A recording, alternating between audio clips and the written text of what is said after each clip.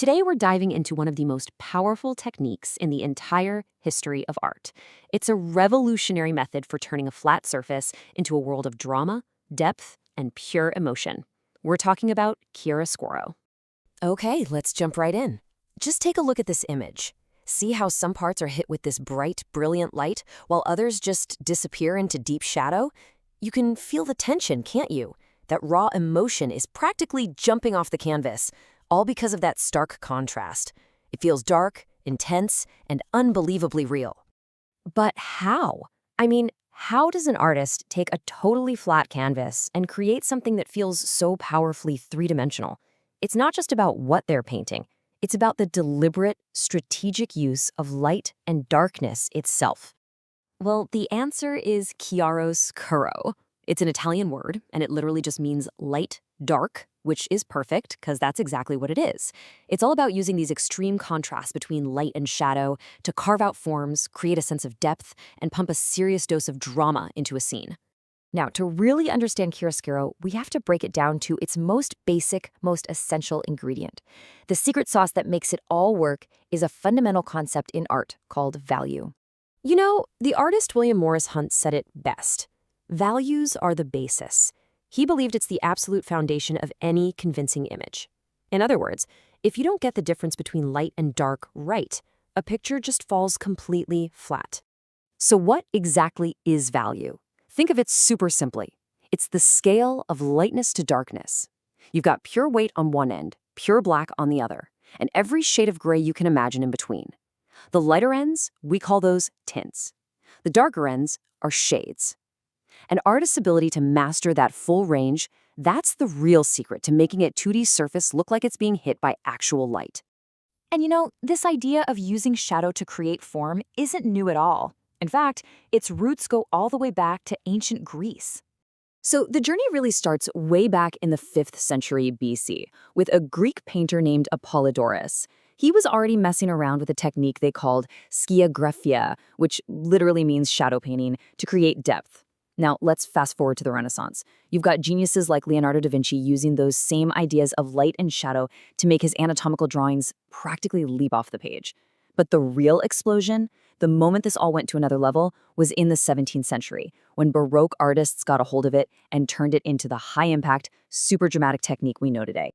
And when we talk about the masters of chiaroscuro, two names always come to mind: Caravaggio and Rembrandt. These guys are the titans of this technique. Caravaggio was the ultimate revolutionary. He used chiaroscuro to make his paintings shockingly realistic and crazy dramatic. He wasn't interested in painting the moment before or after the action. He wanted to freeze that one pivotal, often violent moment right as it was happening. And he used those deep shadows and that stark, bright light to pull you right into the scene with him. And then you've got Rembrandt. Now, he took chiaroscuro in a totally different direction.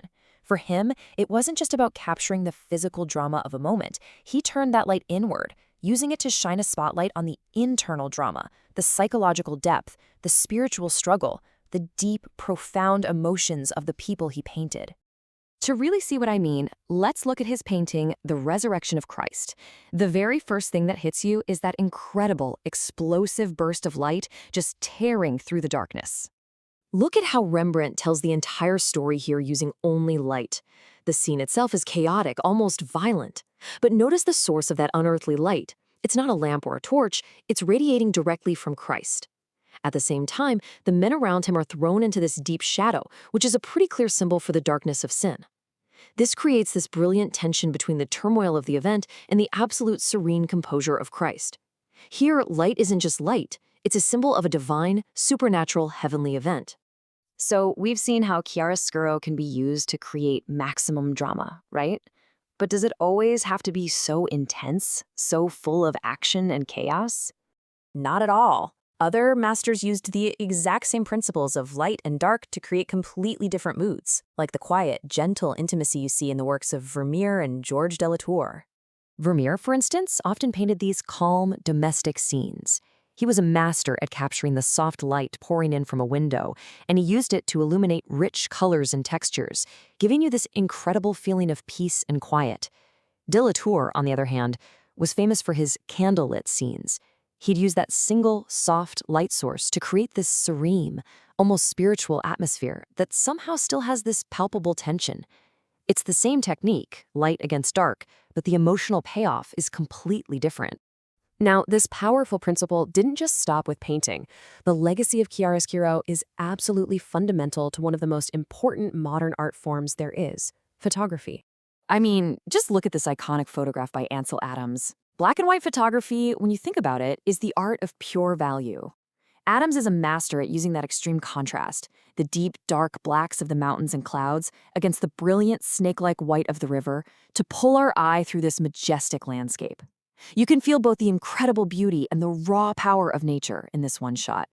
And the versatility is just incredible. On the left, you've got Sebastião Salgado using this harsh, gritty contrast to show the surreal, grueling labor of a Brazilian gold mine. The light and shadow practically sculpt the mud and muscle.